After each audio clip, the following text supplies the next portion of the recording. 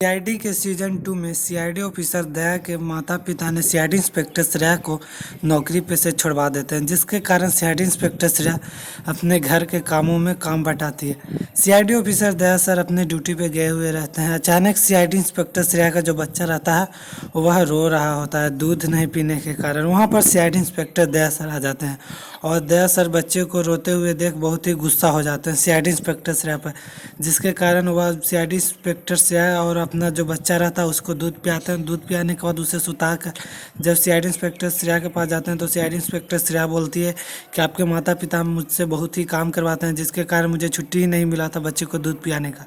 CID officer दया से अपने माता पिता से बात करते हैं। माता पिता बोलते हैं कि नहीं, मैंने उसे कुछ भी ऐसा नहीं कहा था जिससे कि वो दिन भर काम करते ही रहे।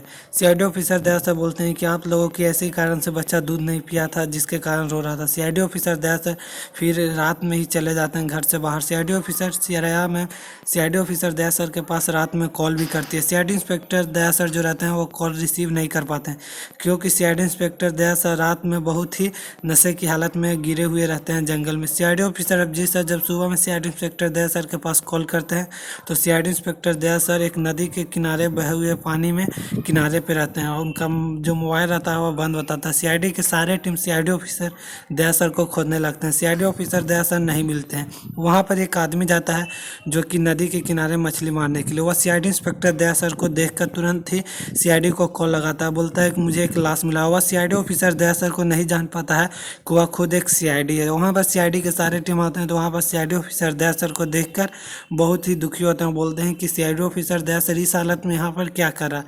सीआईडी ऑफिसर दया सर की हालत बहुत ही ख़राब रहती है, जिसके कारण इन्हें तुरंत ही हॉस्पिटल ले जाया जाता है। हॉस्पिटल ले जाने के बाद में पता चलता है कि वह रात भर पानी के अंदर रहने के कारण इन्हें शरीर के अंदर बहुत ही पानी चला गया, इन्हें पानी निकालना होगा।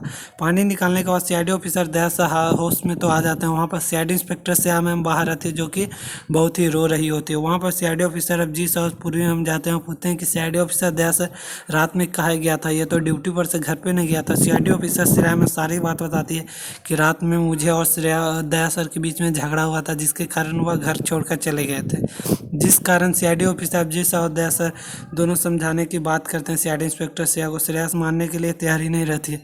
सीआईडी इंस्पेक्टर श्रेया बोलती है कि मुझे ड्यूटी करना है सीआईडी में, बस, और मुझे कुछ नहीं। सीआईडी इंस्पेक्टर अभिजीत सर और दया सर बोलते हैं कि कोई बात नहीं, तुम्हें सीआईडी में ड्यूटी करना है तो तुम करो। दया सर बोलते हैं कि मैं ही घर पर रहूँगा, बच्चे को देख रेख करूँगा, क्योंकि ये को तो रहना जरूरी है। यह बात सुनकर सीआईडी इंस्पेक्टर श्रेया में बोलती है कि ठीक है, आप ही करिए, पर अपने माता पिता को समझा दीजिएगा, मुझसे इतना काम कराने के लिए नहीं। सीआईडी ऑफिसर दया से अपने माता पिता से बात भी करते हैं। उनके माता पिता बोलते हैं कि मैं ऐसा काम करने के लिए बोला ही नहीं हूँ, वह झूठ मुझसे फंसा रही है। सीआईडी ऑफिसर दया से बोलते हैं कि आप लोगों की यही झंझट के कारण मैं बीच में फंसा हुआ हूँ, मुझे ड्यूटी करने में मन भी नहीं लगता है।